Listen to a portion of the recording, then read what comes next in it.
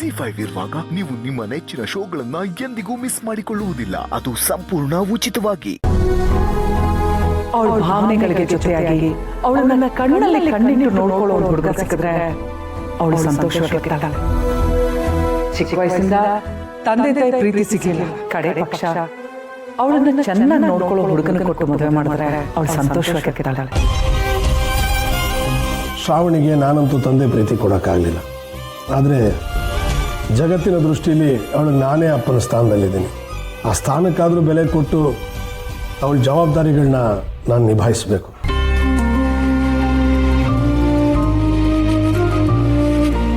ಅಕ್ಕ ಹೇಳ್ತಿರೋ ಮಾತಿಗೆ ಅರ್ಥ ಇದೆ.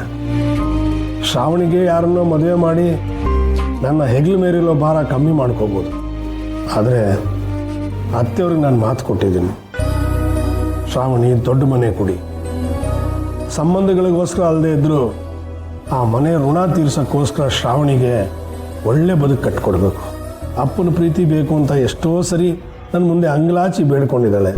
ಯಾವ ತಪ್ಪು ಮಾಡದೇ ಇರೋ ಅವಳು ಪಟ್ಟಿರೋ ಕಷ್ಟಗಳಿಗೆ, ನೋವುಗಳಿಗೆ ಫಲ ಸಿಗಬೇಕು. ಹಾಗಾಗಬೇಕು ಅಂದರೆ ಎಲ್ಲ ರೀತಿಯಿಂದನೂ ಅವಳಿಗೆ ಪರ್ಫೆಕ್ಟ್ ಅನ್ನೋ ಥರ ಹುಡುಗನೇ ಅವಳ ಕೈ ಹಿಡಿಬೇಕು. ಅವಳ ಜೀವನಕ್ಕೆ, ಅವಳ ಭಾವನೆಗಳಿಗೆ ಜೊತೆಯಾಗುವಂಥ ಹುಡುಗನಷ್ಟೇ ಶ್ರಾವಣಿಗೆ ಕೊಟ್ಟು ಮದುವೆ ಮಾಡಬೇಕು.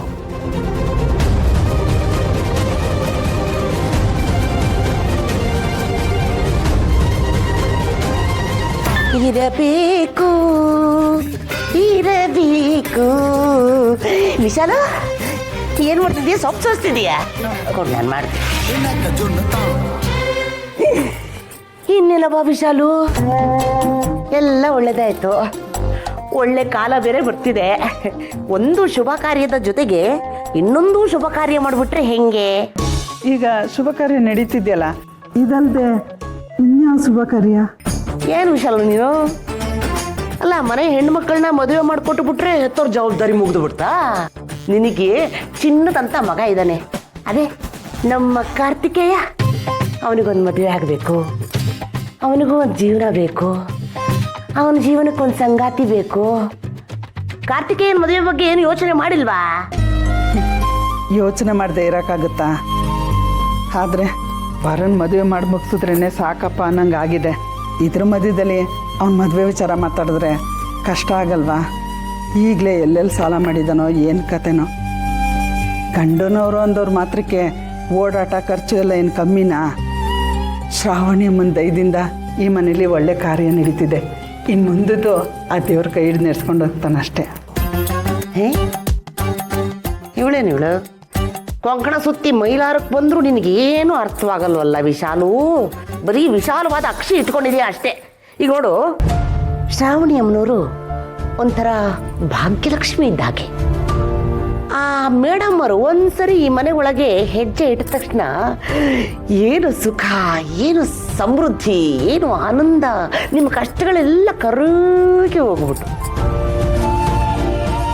ಅಲ್ಲ, ಶ್ರಾವಣಮ್ಮವರು ಒಂದು ಸರಿ ಕಾಲಿಟ್ಟಿದ್ಕೆ ಹಿಂಗಾಯ್ತು ಅಂದ್ರೆ ಇನ್ನು ಪರ್ಮನೆಂಟ್ ಆಗಿ ಇದೇ ಮನೆಯಲ್ಲಿ ಇರೋ ಥರ ಆಗ್ಬಿಟ್ರೆ ಹೆಂಗೆ? ಪರ್ಮನೆಂಟ್ ಆಗ ಏನು ಹೇಳ್ತಿದ್ದೀರಾ ಬಿತ್ತಿಯವ್ರೆ? ಹೋಗವ, ನೀನು ಸರಿ ಇಲ್ಲ.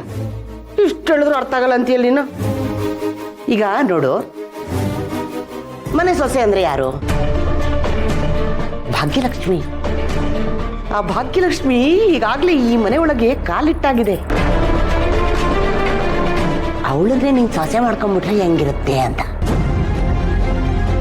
ಆ ಅಮ್ಮ ಈ ಮನೆಗೆ ಪರ್ಮನೆಂಟ್ ಆಗಿ ಇರಬೇಕು ಅಂದ್ರೆ ನಮ್ಮ ಸೊಪ್ಪು ಮತ್ತೆ ಶ್ರಾವಣಿ ಮೇಡಮ್ ಅವ್ರದ್ದು ಪೆಪ್ಪೆ ಪೆಪ್ಪೆ ಪೇ ಡುಮ್ ಡುಮ್ ಡುಮ್ ಡುಮ್ ಪೆಪ್ಪೆ ಪೆಪ್ಪೆ ಪೇ ಡುಮ್ ಡುಮ್ ಡುಮ್ ಡುಮ್.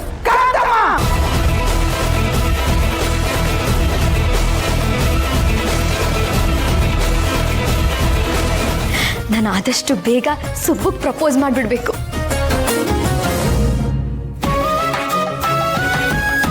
ಮೇಡಮ್, ನೀವಿಬ್ಬರು ಪ್ರೀತಿಸ್ತಿದ್ದೀನಿ ಅಂತ ಹೇಳ್ತಿದ್ದೀರಾ, ಆದರೆ ಆ ಹುಡುಗರ ಹೆಸರು ಮಾತ್ರ ನನಗೆ ಹೇಳ್ತಾ ಇಲ್ಲ. ಹೇಳ್ತೀನಿ ಸುಬ್ಬು, ನಾನು ಹೇಳೋಕ್ಕೆ ಅಂತಲೇ ಕಾಯ್ತಾ ಇದ್ದೀನಿ. ಇನ್ನು ತಡ ಮಾಡಲ್ಲ, ಆದಷ್ಟು ಬೇಗ ಹೇಳ್ತೀನಿ.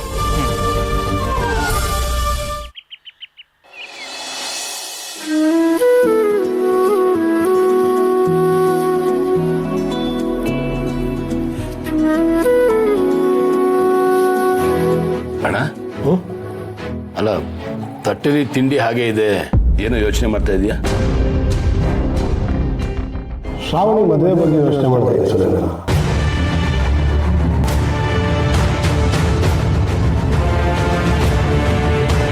ಬಾವಾ ಇದ್ದಕ್ಕಿದ್ದ ಹಾಗೆ ಶ್ರಾವಣಿ ಮದುವೆ ಬಗ್ಗೆ ಯಾಕೆ ಯೋಚನೆ ಮಾಡ್ತಾ ಇದ್ದೀರಾ? ಇಷ್ಟೊತ್ತಿಗಾಗಲೇ ಯೋಚನೆ ಮಾಡಬೇಕಾಗಿತ್ತು, ಆಗಲೇ ತಡ ಆಗಿದೆ. ಅವಳ ಜೀವನ ಬದಲಾಗಬೇಕು ಅಂದರೆ, ಅವಳು ಸಂತೋಷವಾಗಿರ್ಬೇಕು ಅಂದರೆ ಅಕ್ಕ ಹೇಳಿದಾಗೆ ಅವಳಿಗೊಂದು ಒಳ್ಳೆ ಸಂಬಂಧ ನೋಡಿ ಮದುವೆ ಮಾಡಬೇಕು. ಅಲ್ಲಣ್ಣ, ಈಗ ತಾನೇ ಡಿಗ್ರಿ ಮುಗಿಸಿದಾಳೆ, ಮುಂದೆ ಏನೋ ಹೈಯರ್ ಸ್ಟಡೀಸ್ ಮಾಡಬೇಕು ಅಂತ ಇದ್ಲು. ಮಾಡಲಿ, ಮದುವೆ ಮಾಡಿಕೊಂಡು ಅದೆಲ್ಲ ಮಾಡ್ಬೋದಲ್ಲ.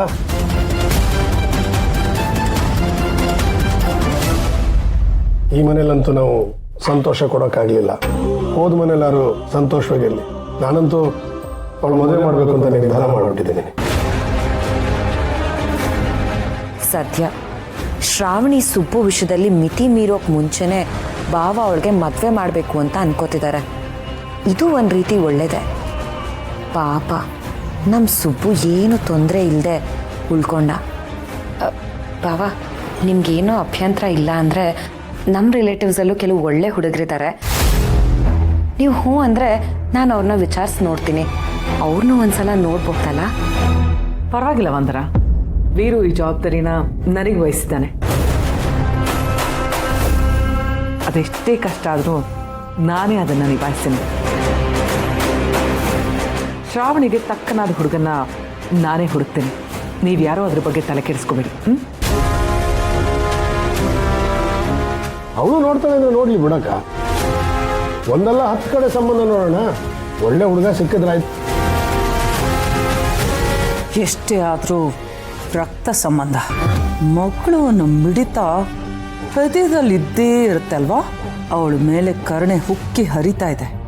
ನೀನೇನೇ ಮಾಡಿದ್ರೂ ನಿನ್ನನ್ನು ನಿನ್ನ ಮಗಳನ್ನೂ ಒಂದಾಗೋಕ್ಕೆ ನಾನು ಬಿಡದೇ ಇಲ್ಲ ವೀರು.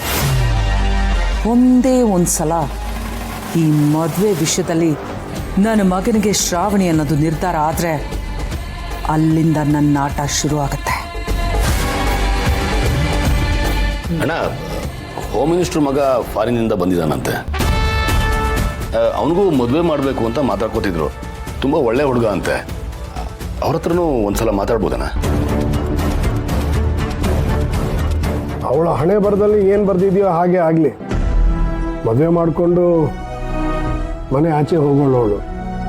ಇಲ್ಲಿರೋ ತನಕ ಅವಳು ಹೇಗಿರ್ತಾಳೋ ಹಾಗೆ ಸಂತೋಷವಾಗಿರಲಿ.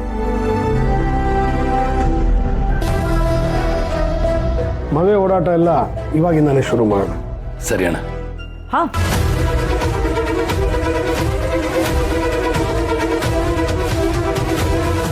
ZEE5 ಆಪ್ ಡೌನ್ಲೋಡ್ ಮಾಡಿ ಎಲ್ಲಾ ಸಂಚಿಕೆಗಳನ್ನು ಸಂಪೂರ್ಣ ಉಚಿತವಾಗಿ ನೋಡಿ.